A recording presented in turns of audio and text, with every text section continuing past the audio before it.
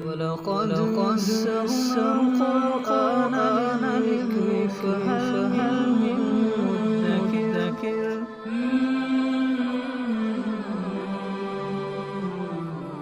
سورہ انعام آیت نمبر 35۔ اعوذ باللہ من الشیطان الرجیم، بسم اللہ الرحمن الرحیم۔ وَإِن كَانَ كَبُرَ عَلَيْكَ إِعْرَاضُهُمْ فَإِنِ اسْتَطَعْتَ أَن تَبْتَغِيَ نَفَقًا فِي الْأَرْضِ أَوْ سُلَّمًا فِي السَّمَاءِ فَتَأْتِيَهُم بِآيَةٍ وَلَوْ شَاءَ اللَّهُ لَجَمَعَهُمْ عَلَى الْهُدَى فَلَا تَكُونَنَّ مِنَ الْجَاهِلِينَ۔ سابقہ چند آیات سے نبی پاک صلی اللہ علیہ وسلم کو اللہ تعالیٰ تسلی دے رہے ہیں، کیونکہ آپ علیہ السلام کے قلب اطہر میں امت کی ہمدردی، شفقت بہت زیادہ تھی۔ جب آپ کی اپنی قوم آپ پر ایمان نہیں لاتی تھی تو آپ علیہ السلام کو فکر دامنگیر ہوتی تھی، رنجیدہ ہوتے تھے، پریشان ہوتے تھے کہ ان لوگوں کا مرکب بنے گا کیا، یہ تو میری قوم کے لوگ ہیں۔ پھر دوسرا، جیسے یہ مسلسل انکار کیے جا رہے ہیں، مخالفت کیے جا رہے ہیں، ان پر تو اللہ کا عذاب آئے گا،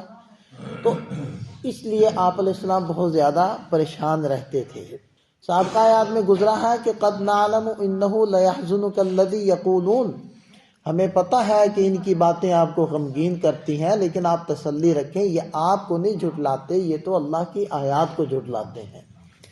پھر اس کے بعد اللہ تعالیٰ نے تسلی دی، وَلَقَدْ كُذِّبَتْ رُسُلٌ مِّن قَبْلِكَ، آپ سے پہلے بھی تو بہت سارے رسولوں کو جھٹلایا گیا،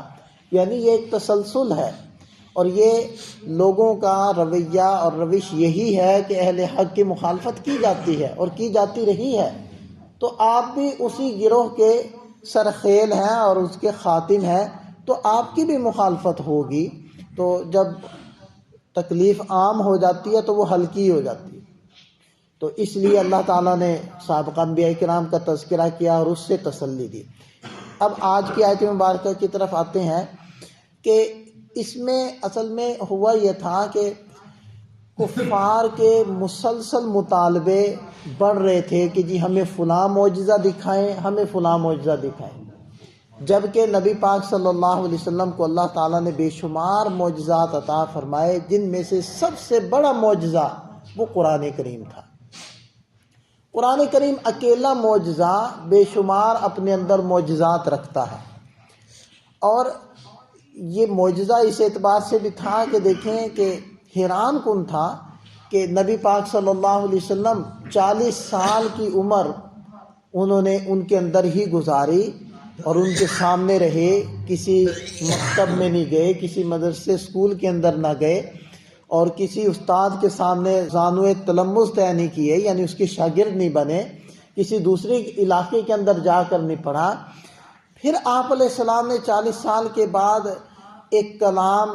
سنانا شروع کیا، جو کلام ایسا تھا کہ تمام عرب عاجز آ گئے کہ اس جیسا کلام بنا سکیں، جبکہ وہ یہ مسلسل یہ دعویٰ کیے جا رہے تھے کہ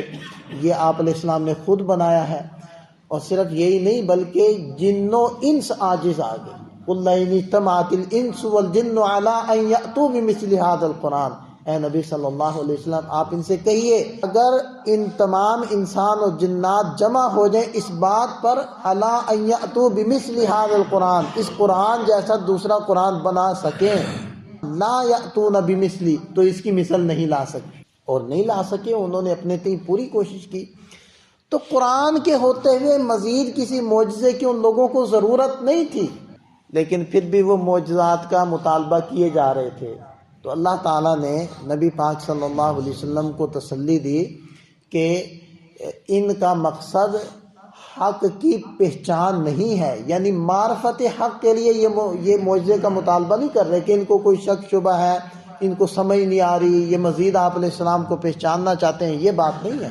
بلکہ ضد اور عناد کی وجہ سے یہ آپ سے مسلسل معجزات کا مطالبہ کر رہے ہیں، لہذا آپ ان کو معجزات دکھانے کی فکر نہ کریں۔ لیکن اگر آپ پھر بھی یہ چاہتے ہیں کہ میں ان کو معجزات دکھاؤں ان کے مطالبے پر، تو ٹھیک ہے، پھر آپ خود سے لے آئیں معجزات۔ یہ اللہ تعالیٰ نے اس انداز میں نبی پاک صلی اللہ علیہ وسلم کو تسلی دی ہے۔ تو ارشاد فرمایا وَإِنْ كَانَ كَبُرَ عَلَيْكَ إِعْرَاضُهُمْ، اگر ان کا منہ موڑنا آپ کے اوپر گراں گزر رہا ہے، آپ پر بھاری اور شاق گزر رہا ہے، آپ کو بہت زیادہ افسوس ہو رہا ہے، تو فَإِنِ اسْتَطَعْتَ أَن تَبْتَغِيَ نَفَقًا فِي الْأَرْضِ، تو اگر آپ کر سکتے ہیں تو زمین میں کوئی سرنگ بنا لیں، او سلمًا فی السماء، یا آسمان میں کوئی سیڑھی لگا لیں، فَتَأْتِيَهُمْ بِآیَةٍ، اور ان کے لیے کوئی معجزہ لا کر انہیں دے دیں۔ آپ کے دل میں اب یہ طلب نہیں رہنی چاہیے، کیونکہ یہ صرف ضد کی وجہ سے نئے نئے معجزات کا مطالبہ کر رہے ہیں۔ ان کو کوئی معجزات کی کمی نہیں تھی، ان کو کوئی کم معجزات نہیں دکھائے گئے، ان کو کوئی معرفت کی کمی نہیں تھی،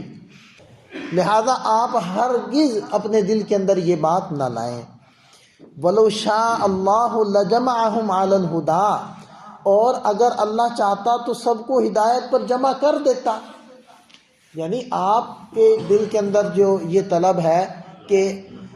یہ جو مطالبہ کر رہے ہیں کہ مکہ کی اس پوری وادی کو اس میں نہریں بہا دی جائیں، باغات لگا دیے جائیں جیسے شام کے علاقے میں ہے، تو اللہ تعالیٰ اگر کر دیتے تو شاید یہ مان ہی جاتے۔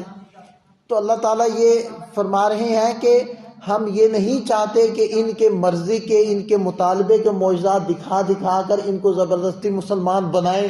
کیونکہ یہ اللہ تعالیٰ کی سنت کے بھی خلاف ہے اور اس کی حکمت کے بھی خلاف ہے۔ جو معجزات دکھا دیے ہیں ان کی پہچان کے لیے کافی ہیں، جنہوں نے ماننا ہے انہی کو دیکھ کر سمجھ کر مانے، جنہوں نے نہیں ماننا انہوں نے نہیں ماننا، ان کو ان کی مرضی کے معجزات بھی دکھا دیے جائیں تو انہوں نے نہیں ماننا۔ لہذا اگر آپ کے دل میں یہ ہے کہ کاش یہ سارے مسلمان ہو جائیں، تو اگر اللہ چاہیں تو اللہ حکم دے دیں، کسی کی مجال ہے کہ کوئی کافر رہے، کسی کی مجال ہے کہ کوئی نافرمان رہے، سب ہی فرما بردار بن جائیں، لیکن اللہ تعالیٰ زبردستی نہیں چاہتا۔ اللہ تعالیٰ چاہتے ہیں ان کا امتحان ہو، اور امتحان لینے میں ان کو اختیار دیا جائے کہ یہ جس چیز کو حق سمجھیں اپنی مرضی سے قبول کریں، جس کو حق نہ سمجھیں اس کو چھوڑ دیں۔ تو ان کا امتحان ہے، اور امتحان اسی طرح ہوگا۔ اس لیے ارشاد فرمایا کہ اگر اللہ چاہتے تو ہدایت پر سب کو جمع کر دیتے۔ فلا تکونن من الجاہلین، لہذا آپ نادانوں میں سے نہ ہوں، اور آپ اپنے دل کے اندر یہ باتیں نہ لائیں، اور ان کے نہ ماننے پر آپ غمگین بھی نہ ہوں۔ انما یستجیب الذین یسمعون، جواب تو وہ دیتے ہیں، یعنی بات کو قبول تو وہ کرتے ہیں، یسمعون جو سنتے ہیں، بظاہر تو یہ سنتے ہیں لیکن دل کے کان ان کے بند ہیں، اور قبولیت کے کانوں سے یہ سنتے ہی نہیں۔ جب تک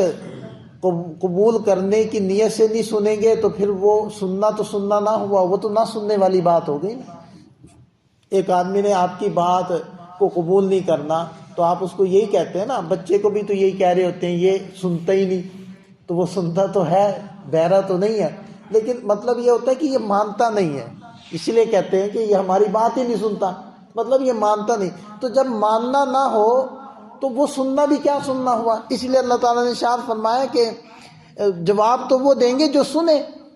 والموتى یبعثهم اللہ، یہ تو گویا کہ نہ سننے میں مردے ہو گئے، مردوں سے آپ کیا امید لگائیں گے کہ یہ سنیں گے اور بات کو مانیں گے اور سمجھیں گے؟ یہ تو مردہ ہو گئے ہیں، اور مردوں کو اللہ تعالیٰ دوبارہ زندہ کرے گا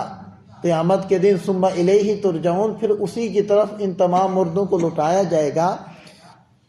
تو پھر اللہ تعالیٰ ان سے پوچھے گا کہ ہاں بھائی تم نے کیا کیا، کتنی بات کو سمجھا، ماننا نہیں مانا، پھر وہاں ان سے مطالبہ ہوگا۔ یہاں تو یہ سارے نہ ماننے والے مردوں کی طرح ہو گئے ہیں، جیسے مردوں سے آپ نا امید ہیں اسی طرح ان سے بھی آپ زیادہ امید نہ رکھیں، کیونکہ یہ آئے ہوئے ضد پر، اور ضدی کا کوئی علاج نہیں ہے۔ اللہ تعالی ہمیں سمجھ عطا فرمائے۔